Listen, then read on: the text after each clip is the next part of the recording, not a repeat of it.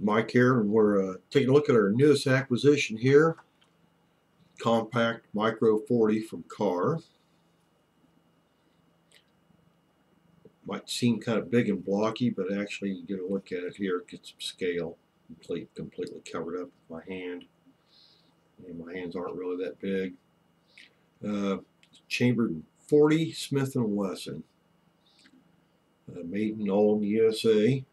Just got this last night at a gun show here, and it's pretty simple. We have a slide stop, mag release, trigger, that's it. And the slide release is also the takedown lever. It's line it up to that notch and just take it apart, pull the trigger and take it apart, and that's kind of like a Glock. Got some nice sights on there. Just a bar and a white dot, and those pretty easy to acquire. The gun is just very pointable. I mean, you just pick it up and the sights just line right up wherever you want to look. Got this as kind of a replacement for my Walther PPK. All these guns have been cleared, by the way, for those of you who want to nag me. I love my Walther. It's a very well made little firearm. But it's only in 380. It does hold 7 rounds. Replacement magazines for these are about 65 bucks. And it looks like for the replacement magazines for these, including a couple of different extended ones, are about $31 to $35. They do have a pretty good follower on there. When you press down the nose, the whole thing goes down instead of just tipping like some other magazines. Seem to be fairly well made, not too much in the way of frills. Put a good follower on there, kind of like a Wilson. And everything was a little stiff, so I've been kind of playing with it. Like the mag release was a little stiff, played with it a little bit, and it loosened right up. The slide stop's a little stiff, and you definitely have some substantial springs inside this gun. It's got dual spring, captured spring, and you see the guide rod right there. The inside's sticking out. And all in all, I'm really impressed. Hopefully I'm going to be impressed with that 40. I've shot large handguns in 40 and I was just really liked it. This is the first 40 I've ever owned. And there's the 40 and there's the 380, which is another popular carry piece. And there's a lot of 380s that are about this size. Some of them are a little smaller. I considered buying a Smith & Wesson Bodyguard, and then when I looked at this, it's like there's just no contest.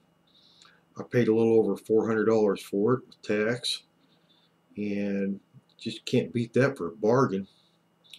I see a lot of SIGs and a lot of other guns around 600 bucks, and you know, for a whole lot of carry and maybe just a little shooting, I think I'd rather spend a little less as long as I know I'm buying enough gun. Anyway, it's about 10 ounces lighter than that Walther with a loaded mag. It only holds 5 rounds where it holds 7, but you can get the extra magazine that holds an extra round. So it came with the regular stuff. Handgun notice, or youth handgun safety notice from BATF. I just know they're spending money, making little pamphlets.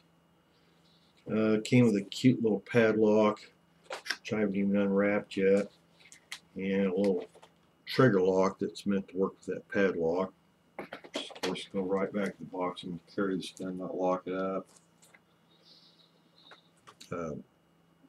So far, just really impressed. It's got the feed ramp and everything is polished real nice. Looked like everything just wanting to work on it. I just took it apart and cleaned it. It had apparently been test fired at the factory. Just a minimal amount of residue in there, so all I did is just a little G96 and blow it around with some air and push a couple of patches through the barrel and make sure she's ready to test fire. The trigger on it, this is just like the safe action on the Glock, except for you don't have the extra piece in there. It's a preloaded striker, so it's about half cocked until you finish cocking it with the trigger. And here we go. Let's see, got a little bit there, and then we get to the actual action there. And that's, wish I had a trigger pull gauge. That is just extremely smooth. I'm guessing 10-12 pounds maybe on the trigger pull. It's just, and it's so smooth that it may have thrown my perception off a little bit. I mean, it's just real basic mag release, slide stop, which is also your takedown lever, and wisely they kind of clipped the front there to make this a little easier to reholster and get rid of something that's just not needed on the gun anyway. It's one thing that's always irritated me about Glocks is why do they run that dimension all the way out to the end when there's no need for it. Anyway, I'm pretty impressed. We'll just see when we go out and shoot. You know, one thing with the 40, there's a lot more variety in bullet weights from extremely light to heavy. You know, 180 grains and 165 grains and on down, even lower than that. So if you have any problem with pointing of impact, usually I think lighter bullets tend to shoot like high and left in most automatics. So if it's shooting too low, I can switch to a lighter bullet.